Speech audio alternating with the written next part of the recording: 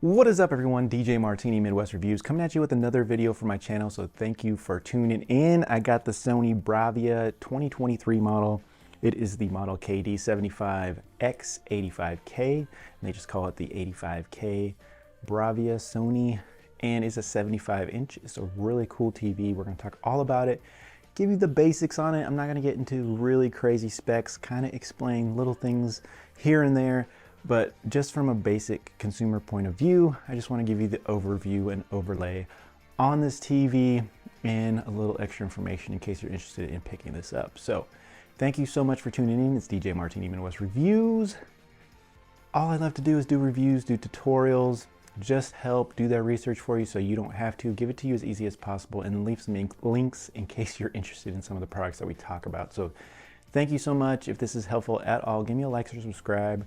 Just know I got plenty more content this year, a lot more reviews, tutorials, all kinds of things I'm working on. So thank you so much. DJ Martini Midwest Reviews, give me a like or subscribe, share, those types of things, and thank you for checking me out on this video, and let's get into it. So usually I'll start with what's in the box. It's a TV, so there's not crazy things in the box. You got the legs, you got the TV.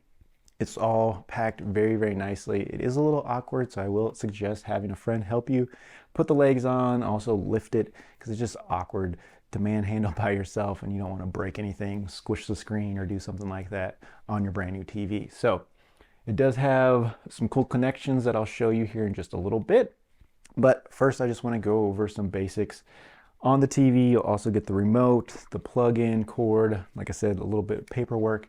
And that's about it. It's a Google TV. I'm gonna go over the remote real quick first. I'm not gonna show you exactly what everything does yet, but just show you what's on the remote. I do wanna show you that it does have a power button, two settings buttons, TV. I'll show you what that exactly does. Input, you have your toggles to go, your enter button. You have home, back, volume, channel, microphone, mute. This is a guide button, will take you to your guide. Also has play and pause, and then some quick buttons to take you to Netflix, YouTube, Prime Video, and Disney. It does have a microphone in it, which is right there.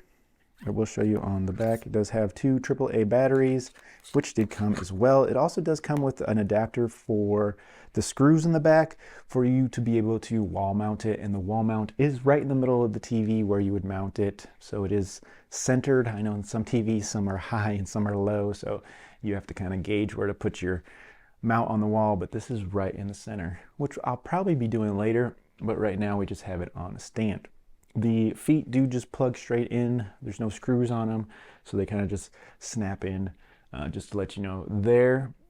Let's go ahead and go. I'm gonna go ahead and take you off the tripod here and take you to the back of the TV real quick, just to take a quick look at all the things plugged in. All right, we are in the back of the TV here. Now I do have everything plugged in, so I'll kind of move everything out of the way here, but you can see that you do have USB plugs, you have your digital audio output here. You do have an AV video input, but you would have to buy an adapter because this is 3.5, but you do have one. HDMI 1, HDMI 2. This is your ARC right here. It is 120 hertz, 4K. You do have eARC and regular ARC. You have a 4K 120 hertz there. You have LAN. You have some remote spots, an IR in, and then you have your antenna plug-in right there. And show you right here.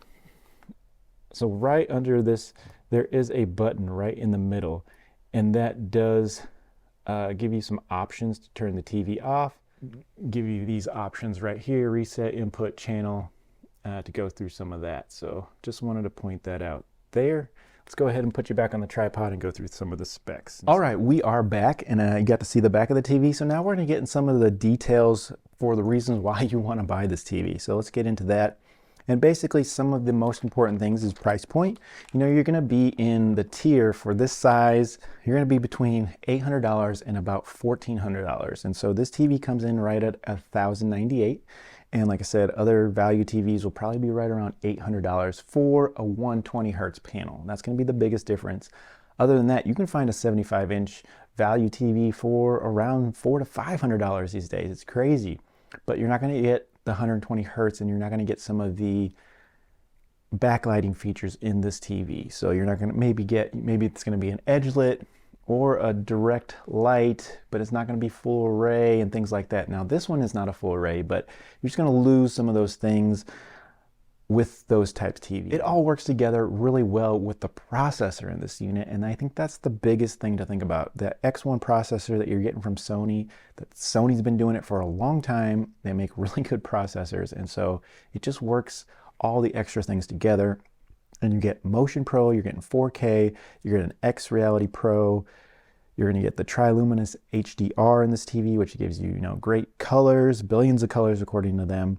And the Motion Pro XR, basically, it artificially puts an extra frame in there to keep the motion looking the smoothest. So as that motion's going through, if it senses a problem with the motion, it's going to add an artificial frame in there to make it just look smooth, which is crazy for a TV to be doing.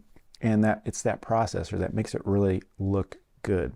And like I said, if I upgraded my TV, I wanted to make sure I go up to 120 hertz for gaming. And this TV is also great for gaming, low latency, things like that. So definitely some of those features work really good for this TV. Now, a couple other things, it's going to work great with your gaming system, even if it's an Xbox, but PS5 is going to work really good with this. It's going to communicate with it. So it's going to auto change HDR. It's going to tone match. It's going to do some auto picture.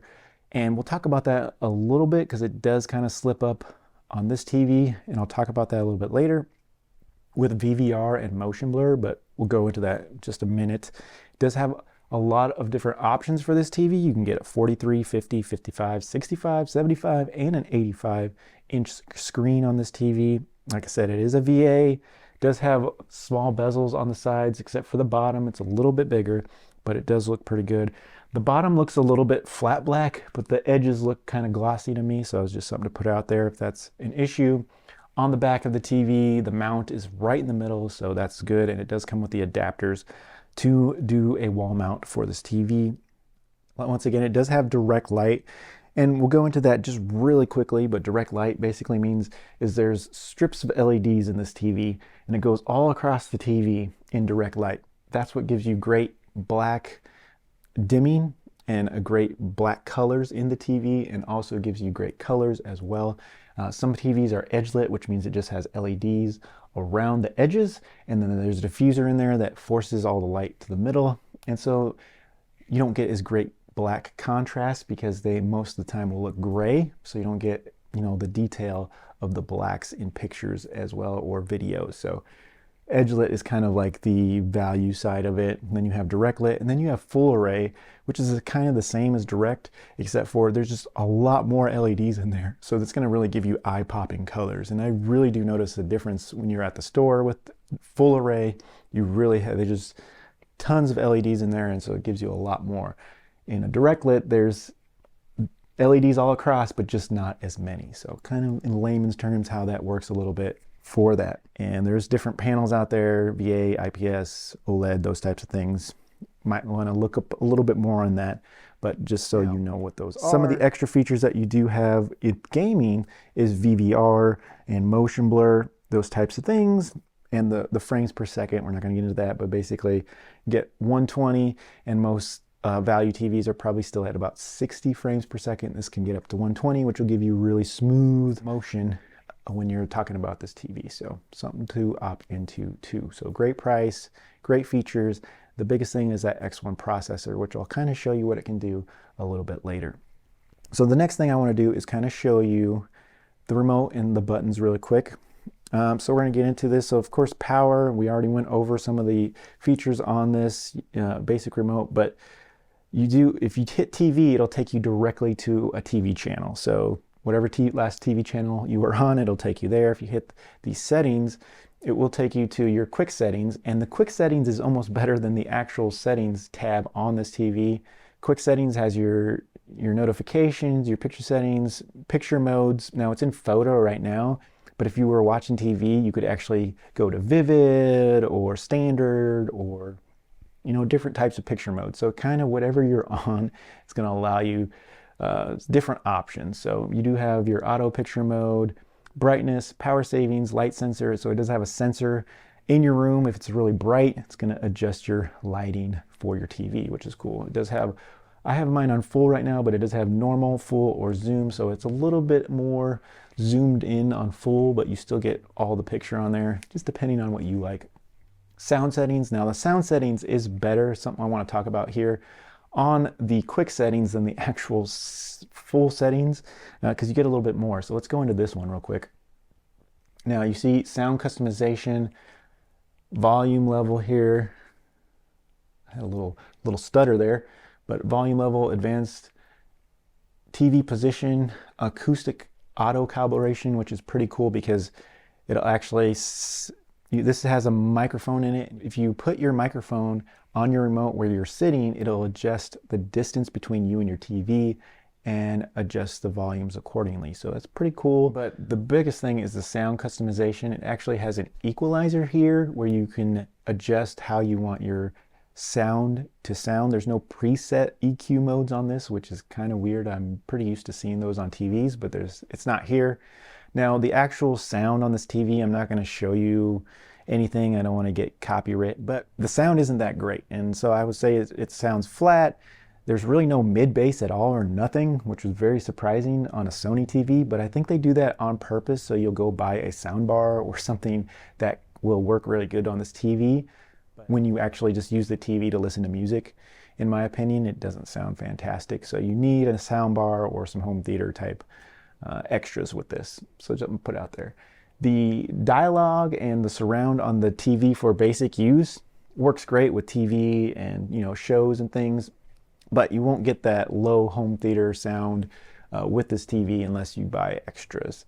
But you will be able to hear the voice without adjusting a lot of things, and they do have an enhancer here. You can add, you know, surround effects and things like that with the TV itself, but it does a pretty good job with that on its own. Sound settings on the quick settings is better than the main settings that I'll show you here in a little bit. So let's go back to the settings here. You have network. It does have Bluetooth, so you can Bluetooth headphones or things to it. Speakers, Bluetooth speakers, parental controls, eco dashboard, picture off, timers, alarms. Power on behavior is basically if you want it to go to straight to Google or do you want it to go to the last thing you're using. And then let's go back to the settings at the beginning, network settings as well on there. And you go to the sound and display, it really doesn't give you a lot of options when you go there. So it does have network, internet, channel inputs. This is where you have to go to like add channels to go together, apps, system settings, remotes and accessories, things like that, Bluetooth, pair devices. But you can still do that in the quick menu, and that's why I kind of like the quick settings more. Let's go try, of course, this is your inputs, so this will take you to inputs that you can go to quickly. And I have my PS5, my drive.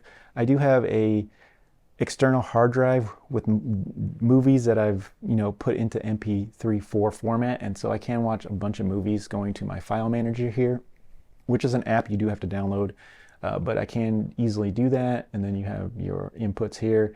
Now these are pretty cool. You have like basically like wallpapers or little screensavers that you can add, and I'll show you the gateway one here in a little bit because it does show the motion and some of the black levels that you can see, and there's also pictures that you can load, and it'll show you, you know, different pictures and artwork from people that you can watch, which is pretty cool as well. So you can go to your channels.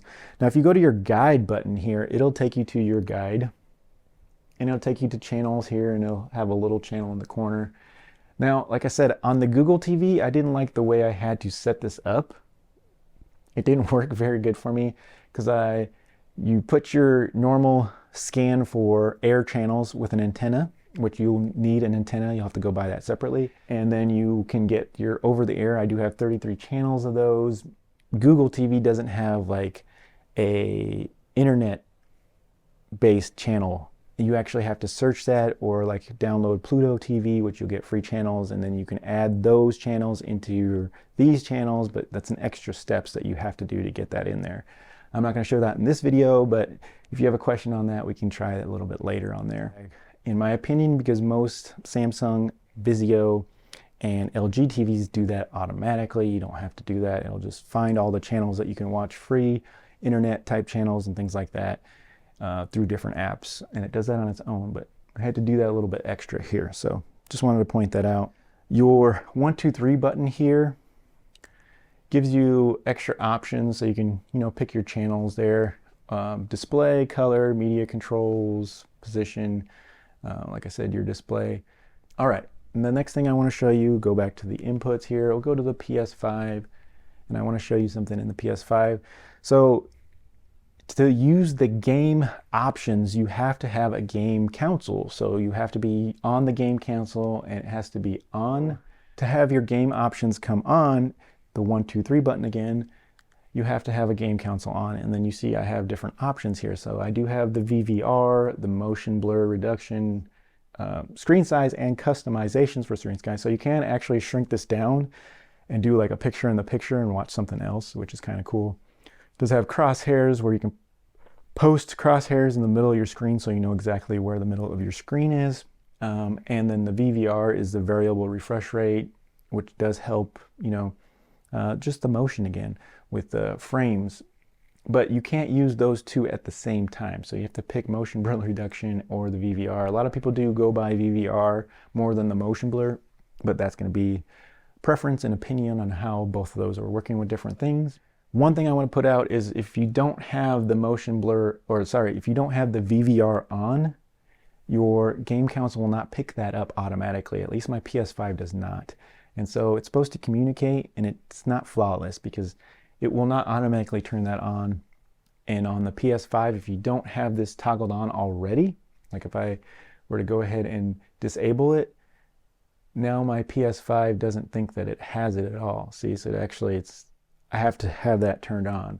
But I can now use my motion blur, which has low, medium, high for the motion blur settings. But you can't use those at the same time. So with the motion blur, I did go to 60 Hertz HDR10, depending on what I'm doing here. If I turn this back on, like I said, it turned detecting that, but it's turning my motion blur off. And so it does kind of reset itself when you're changing that stuff. So just something to put in there. It's not flawless with the communication, but it is working. I did go to 3840 by 2160 4K HDR10. Just some things to keep in mind with the gaming aspect of that. So I think I showed you everything on this, like I said, on the remote control. One more thing on the home screen. If you go to the home button, it will take you to, your live, your apps, your library, some Sony apps that you can use. Like I said, it works really good with gives you some troubleshooting things as well. Library, I don't have anything in there, but here are all your apps. It does have all your main apps that you normally would have. This is going to my live TV, and it does show that Google TV has 116 channels, but it really didn't, and I had to add those channels physically, like I said, combining them with extra steps, and most of these extra channels are from Pluto TV. And then let's go to your quick menus on the end. It does have screensavers that you can go into pictures, Wi-Fi, accessibilities, have some messages if you need to update and things like that here. Let's go to the input again. Let's go so you can kind of see the darkness levels, and you can also see the motion in this. Now you can adjust the motion, but it does work pretty good. But we're going to go to this gateway right here. Like I said, you can look at like artwork or like a screensaver, but this is pretty cool because it's going to show you the motion on this TV, and I can show you a couple things that this TV does well. Like I said, it's going to show motion and also show you, the clarity and picture in this, which is pretty cool. So it's loading up. It will take the processor a minute to get going here. This is a good example of the motion. Now we might see as it's first working maybe a little bit of stutter. Like I said, you can adjust the motion in the settings if you have some issues. Right now it's running pretty smooth, but we'll see if we have any stutter. But also you can see shadows here, and in the shadows you can still see some of the detail on the rock, which is cool. And then some TVs would not do that. They would actually just turn it gray or black, and you wouldn't even see some of that detail. Now the motion is actually working pretty good right now. I've had no stutter or things like that. It's still working pretty good. You can see the motion on the birds down there. It looks really smooth. You can see the water. You can see some of the shadows down here, some of the detail. actually looks pretty good. I think there's a rainforest one or a forest and a river, lake coming up here next, and then that'll be able to show you some of the, but you can see some of the detail on the ridge here, when most of the times it would just black the detail out or gray it out. It's pretty cool. I think that's a good example of that. We'll get back to it when it gets to the or the forest type scene. So finally, let's finish this up with some pros and cons. And of course, pros, it's a competitive price point. It communicates with the PS5 well pretty decently. The biggest pro is that X1 processor, which does do this great motion and good clarity, good colors, all those types of things. And then the direct lighting is great, and this is a great thing to go Q2. That direct lighting gives you really good black clarity. So like in the shadows right here, you could, most TVs might just like dark this out and you wouldn't be able to see detail, but I can really see the details in the trees here, or most of it would just kind of gray some of the detail out here, but I can see the detail under the water there. So it does a really good job of detail in some of the blacks, making things pop underneath in it and not just like graying it out or making it black in there. So shadows, detail in shadows looks really, really good on this TV, which might not be as good on other TVs. Some of the cons is the Google TV part. Like I said, there's some extra steps in hooking up channels, finding channels, getting them all to work together, extra steps in that. Signing into Google for everything is not my favorite, in my opinion. I almost want like a separate Google email than my main one that I use to use this TV than using my Google account all the time. Setup, like I said, with then like Samsung, LG, Vizio, those type TVs with the channels, I had a lot more issues with that. So just something, no remote finder on this TV. Some of these TVs have a remote finder, not on this TV. Sound settings, no preset EQs. I wish it had that. Like I said, no mid-range bass. I'm not even saying like low bass, I'm saying like mid-range bass. There's no bass on this TV in my opinion. It's really hard to get and it doesn't sound very good if you can adjust the EQ levels, so the sound on this TV is lackluster for me. Watching normal TV is okay, but if you wanted to listen to music with this TV, it's not that good unless you have a soundbar or some kind of home theater hookup. That's probably all my negatives on it. Everything else I do like about this TV. Other than that, the last thing I just want to give you a quick comparison between another TV that I was looking at. I was looking at the TCL 75-inch 4K UHD LED Q series full array. Now, full array is supposed to be better than direct array. And honestly, when I was looking at this TCL, it gets great reviews. It does look fantastic. It had eye-popping colors, even a little bit better than the Sony TV. But what sold me on the Sony TV is the processing and the shadow definition. Like I said, you could just see more definition in the shadows than on that TCL. Also, the X1 processor on this TV is much better than the processor in the TCL, because with the motion, I noticed every time you saw somebody walking, maybe there'd be a little tear or a little stutter in the movement compared to the smoothness on this TV. And so it was honestly like night and day. Now, if that is what you can afford, then I still would recommend, it does make up with it for the eye-popping colors from the full array, but just some of the processing did make a difference when it was like each TV was literally side by side. I could see the differences in like dark video, or maybe like like a cityscape, and then in the shadows you could see definition in the shadows on the Sony, but you couldn't see definition in the shadows, not as good at least, in the full array TCL. So even though the TCL was full array, the processing just made it better, look a little bit smoother, the definition and clarity. Now this one does still look really good with colors, but it's just not as crazy with the eye-popping colors as a full array would do, if that makes sense. But it still looks really, really good. But like I said, just a little bit with the full array that just makes it pop a little bit more. And that did catch me with this TCL. What changed my mind was the definition in shadows. You could still see definition in low light The blacks were more black, those types of things, and the motion really. I really noticed that the X1 processor in the Sony is far beyond some of the processors in the TVs, which made everything look a lot better. And this is kind of a good example with how that works. That was my little extra, that little comparison when you're shopping, what to look for. Look for those shadows, look for the definition in the picture, and then also look for, you know, if somebody's walking in the picture, that you don't see any little stutter or, you know, things like that, and how smooth is it. And so those are some little shopping tips to look at.